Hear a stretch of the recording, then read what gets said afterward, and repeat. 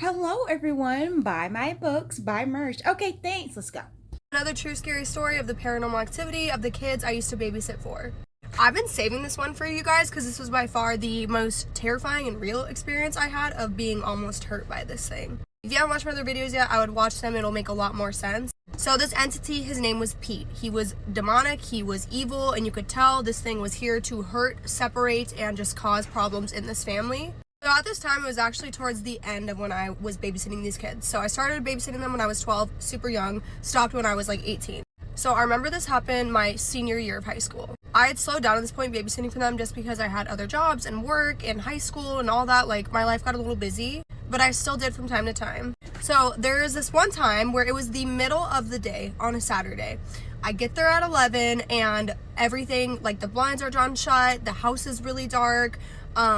I was only watching the kids for a few hours because mom was on her way to work a day shift and then dad was on his way home from work and he worked a few hours outside the city. And at this point, babysitting for a family for 6 years, you get very close to the parents and the kids, right? And I had gotten real close to the mom and I had seen her health slowly over time literally start to deteriorate. She started to look different, her face started to look more sunken in, but it was always denial all the time. Anytime I'd stop bringing it up because she just would shut it down every time that there was anything in the house. But I came over, the house was super dark. I was like, how are you feeling? She's like, I'm not feeling great, but you know, I have to go to work. I'm out of call out days.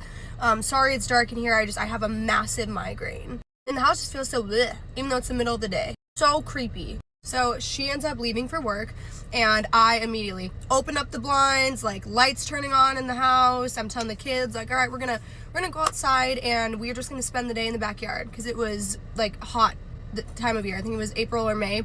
So I was like, we're gonna pull out the splash pad, we're gonna be outside, like we're gonna get you guys some vitamin C. Oh, I get the girls dressed up in their little bathing suits, they look adorable. We go in the backyard and as soon as we go outside, the older one, Luna, she stops by the door, the back sliding door, and she's like, I just kind of don't want to go outside. Like, I kind of want to stay in here. This thing was feeding so bad off of this family that I feel like it literally made them not want to leave. And I was like, no, baby, like, we're going outside. I always knew she would always say, well, I want Pete. I want Pete. That was the name of the entity. I don't want to leave him. Like, it got so much worse as she got older, trying to get this girl to go outside the house. The younger one loved to go outside. She was terrified of it. Anyways, I'm like, no, babe, like, we're going outside. So we're going outside and it made my heart warm. Like, you could tell the kids were having so much fun. They were playing together, they were laughing, and the spirits felt so like bright and up because we were outside. Sunny day, like they're having the best time. I brought them out some popsicles, and when I came out with the popsicles, Luna and Aura, they were like, well, we want some more snacks. Like, can we have some more snacks, Riley? Can we have snacks? So I was like, yeah, sure, I'll go inside and make you guys like little cheese platter or something. So I remember I had like crackers and grapes and like some salamis and prosciutto, and I was making up a little board for them. And the whole time I'm making this board, I just feel bleh, like I want to throw up. I felt like something was breathing down my neck the whole time. I literally wanted to cry. It was just a feeling where I wanted to start bawling my eyes out because something was just not fucking right this day. Anyways, I'm getting this little board ready for them and I realized, oh, this plate is kind of small that I had it on, so I'm gonna put it on a bigger plate, just, you know, so I don't even drop it trying to get it to them. So I transferred the stuff onto a bigger plate. As I'm putting the other plate to the side, I hear a really deep laugh, which happened a lot, and I know it was to try and freak me out because this thing did not like me at all. Then I hear in a really deep voice, no. Clear as day, just no. I immediately grab the plate of snacks and I head out. As I'm walking, I don't know why this is glitching, it's freaking me out, oh my god. I'm on my way back out to the kids with the snack and I hear a shattering of glass next to my fucking head. Like, literally it sounded like it was right next to me. Guys, on my life, because I never think I'm lying all the time, but if you've experienced paranormal activity, you know I'm not bullshitting, and these things happen to people every fucking day. So if you don't believe me, maybe open your mind a little bit, because families live like this every day, and it's a very real thing, and there's nothing worse than discrediting people who have had to live through this actual hell. But anyways, the plate, the small one that I transferred all the snacks off of and onto the big one, thrown at the wall by the backsliding glass door, by my fucking head as I'm about to walk out into the backyard. I remember I just stood there like with the plate in my hand, like the bigger one, and I just looked over and I saw like the glass on the floor and I literally didn't know what to do. I honestly thought I was like hallucinating. There's just no way that had just happened to me, you know? I'm like trying to take a couple deep breaths. I literally just want to start fucking crying. Like I'm absolutely terrified. Snap back into it, and I go outside and I try and act like nothing happened. And I wasn't going back in to clean up the mess. I literally was waiting for the dad to get home. So we spent the whole rest of the day outside. I literally wouldn't let them come inside. They had water, juice, snacks, not like they were overheated or anything, but I was like, nope, we're spending the rest of the time. We are not going back in that fucking house. Absolutely not. When the dad got home, I told him, like, hey, like, something kind of weird happened. Like, I don't know how this plate broke, but it did. Like, I knew he didn't believe me at all with this kind of stuff. And I was like, I'm sorry. I didn't want them following me inside while I'm trying to clean the glass up. So I thought I would wait till you get home. That way I can clean it up while you're here and you can watch the girls. But really, I just didn't want to go in the house alone. I didn't want to make it seem like I was just leaving glass on the floor, but I refused to put me or the kids back in the house right then and there. After that, I barely watched them anymore because I felt like my safety was truly like at risk. I can't imagine if like that had actually hit my head.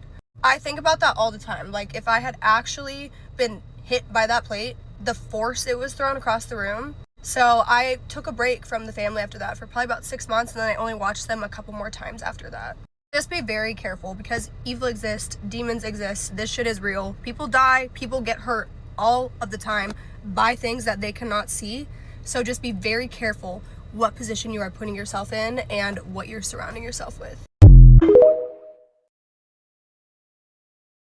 Girl, the moment it started throwing plates, okay, bet. We throwing hands now, holy hands. Cause why? Why?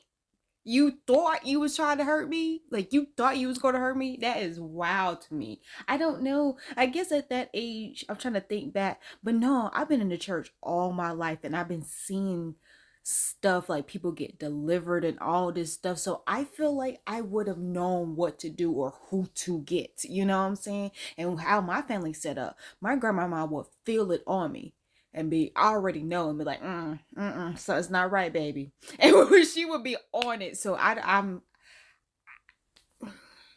feel for her. But I'm also like, yo, like you left those babies there knowing that's there. Like, I don't know. I guess because she didn't really know what to do, so it's not like her problem, you know. But me personally, I would have went in like ready, like bringing people like, hey parents, I know you don't believe me, but just let me do this for my sanity. Like, let me bring these people in for my sanity. I know you don't believe anything that's going on, but I need to do this. And I promise you're gonna feel better. I promise. Like, especially the mom, I promise you're gonna feel better. I promise. Like, let me just do this. Let me burn some sage up in here. Like, let me anoint your door frames and hallways and just anoint your whole presence, your house. Let me just do that for you. Like, you know, let me pray over you, you know? So that, girl. Because I can't imagine something throws a plate at me, almost hit my head. Oh, we are fighting right then and there. Because what are we doing? Not that. Not that. I be like, Jesus, you let's get ready. Like, let's get ready. Jesus, stay ready, honey. Whisk it. Because we going in on this. This is absolutely horrifying. Welcome back to Nightmare Narratives, where you send me your spine-tingling ghost stories. Today's story actually comes from my best friend Michelle, who I do the Eerie Escape podcast with, and this story, when she told me, was the craziest thing I've ever heard, and unfortunately it's not the only incident. But let's get into it. I have 3 dogs, a chocolate lab named Gunner, a lab pit mix named Scout, and a border collie mix named Willow. Gunner and Scout are very playful and lively, but Willow is the calmest, most chill dog you will ever meet. Early one morning, I got up to let them out to use the bathroom. It was probably about 4:30 or 5 in the morning. I got them ready and walked them out the door. It was a cold, foggy morning, and it was still dark outside. Everything was very still and quiet. The only light that was shining was from a house light between my 2 neighbors that was almost a football field away. Everything was fine, until I noticed what looked like the silhouette of a deer between the 2 houses. I got the weirdest vibe. That feeling that I need to get back in the house now. At this point, the dogs haven't noticed it yet, but when I looked at Willow, she was standing dead still. Every hair on her body stood straight up. The deer hasn't moved at all. I called for Gunner and Scout. Alright, come on puppies, let's go back in. As soon as I spoke, the deer's head snapped in my direction and immediately started running towards me. It was the fastest thing I've ever seen. Unnaturally fast, and I've never seen a deer move like that. In a split second, it was across the neighbor's yard and to the edge of mine. Willow started growling and barking unlike anything I've ever seen. The deer emerged from the trees near my property line, but it morphed into something very familiar. It was Willow. At this point, I'm scrambling to get the dogs back in. They take off to the door and try to get in, and Willow's running backwards to get in the house, but making sure she doesn't take her eyes off of whatever this is. Finally, we make it back inside, but for the rest of the day, Willow didn't leave my side, and she now refuses to go outside when it's dark. This is one of many different encounters of the creature that lives in the woods around my property, but it's the moment I'll never forget. Whew, that's so terrifying. I remember when this happened to Michelle. She was freaking out. She called me, and unfortunately, this isn't the only incident she's had. She's had so many other things occur. She's seen super weird things. And to be honest, her dog Willow is so calm. She literally never barks at anything. I don't think I've ever even heard her bark, to be honest. And for her to react like that, something was definitely not right. So my question for you is, what do you think this was? Please make sure to send your ghost stories. You can send them to the email that's listed in my bio, or you can DM them to me here on TikTok or on Instagram. But until next time, stay close to the light. I think it was a shapeshifter. And Willow is very smart. Very, very smart. Because she was just like, oh, bet. I see that you trying to be me. However, I'm going to make sure she knows that I'm me. Like, I'm going to stay by her side. She'll always have me in sight. You cannot switch with us. You seen those back in the day, those TikToks, or where it was just like, oh, you ain't my dog. My dog don't know how to sit. You know that part? That I feel like Willow was like, bet, I see you. I see you. Let her know that I'm me. Like, my presence is here. Like, that's wild. Willow was on it. Very smart dog. Those quiet ones, they smart. Because she was like, that's cute. Poor Willow. Willow's like, I ain't messing outside. Because you not going to get me. I'm not getting God. That's adorable. No, y'all remember I had a kind of the same experience. I was outside on the front porch at night, looking across the street at my neighbor's house and see this deer, this ginormous deer running back and forth from my neighbors. Like, it's like trees on their outline. It's weird how it's like trees, but it's not the woods, but it looks like the woods, because anything that goes past, and it's just a tree line. Anything that goes past the tree line disappears. Like, it's like, where'd it go? You know? So it was running from the tree line to my neighbor's backyard. And I was just like, this is weird. And you remember I was telling you about my neighbor's dog who does not bark unless something is going on. Something's bothering it or something is going on. So this dog is barking, but not barking at the same time. It's like it's silent, but the dog is barking, but it's silent. And girl, I was looking at this thing like, because it's going back and forth, because it can't come to my property. My property is protected. There's a shield, God's shield around my property. It's been anointed, sanctified, Holy Ghost filled, prayed over. Like, that's cute, you doing that over there, but you can't come over here. Like, you're not welcome. There's no possible way you can come over here.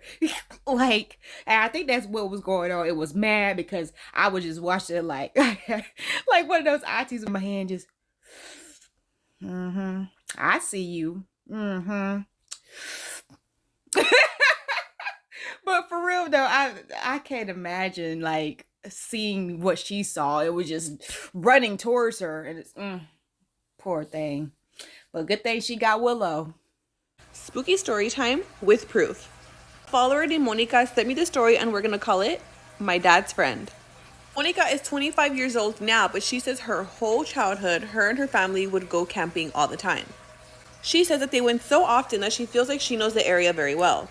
The men in her family had started a tradition that every time that they went at nighttime, they would all go and walk along the river. She thinks that maybe they like the thrill of being in complete darkness. One particular night, it was her dad, her uncles, and their friends, and they decided to go for a walk. And they decided to start snapping pictures of things and stuff to see if they would catch anything spooky. And they started taking pictures of each other. And then they got what they wanted. One of her dad's friends took a picture of another friend who was standing on a rock. They went about their night, and then later they started looking at all the pictures. And the picture of the friend looked off, different. His face and his hands were completely disfigured. His hands looked huge and thick, and they appeared to have like long nails. And his face looked red, and it looked like he had horns. She did send me the picture, and I will post it here.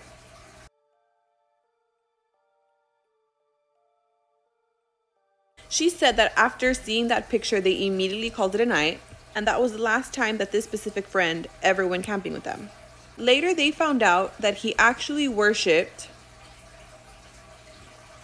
She knows that people have different opinions about this, whether it's good, whether it's bad, and she has no judgment, but what she knows is that it can be a little negative. And for some reason, she thinks that this might have something to do with this whole picture thing. She said that she was a teenager when this happened, and she's always been very skeptical about this picture, but everyone involved has always said the same exact story. The story has not changed, and she says that this picture was taken about 10 years ago, so she doesn't even think that they were able to edit, and everyone again involved has said that this picture was not edited, like this is legit. What do you guys think? Thank you so much to Monica for sending me this spooky story. If you guys have any other stories that you'd like for me to read, please send them via DM or email, and I'd love to read them, and I will see you guys in the next spooky story. Bye!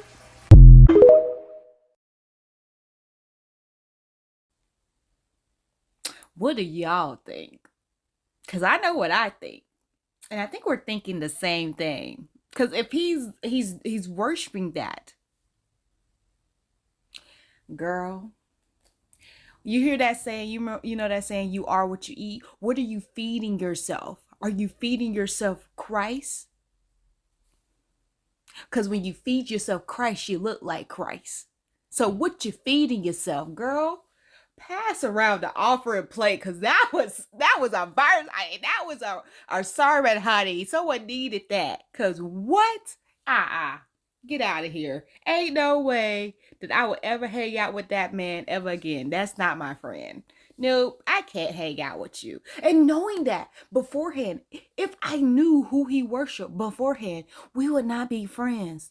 Love you from a distance, praying for your deliverance. However, we cannot hang out. Like, I'm not hanging out with that. No, so friend. Nope. We do some things, dumb things when we're younger, walking in the dark around water, taking pictures, wanting to see stuff, hanging out with those people. I don't know. I don't feel like I've ever hung out with those type of peoples. But you live and you learn and you grow up. You mature. You learn. You know better. You do better, friend. No, we all saw what we saw. We saw that. So that just word to the wise. Let's take pictures in the dark. It seems like that with the I don't know. Did they have the flash on? I don't know. Because I'm just thinking, whatever that was years ago, there wasn't really editing, like simple editing. Like maybe like professional photographers could probably edit.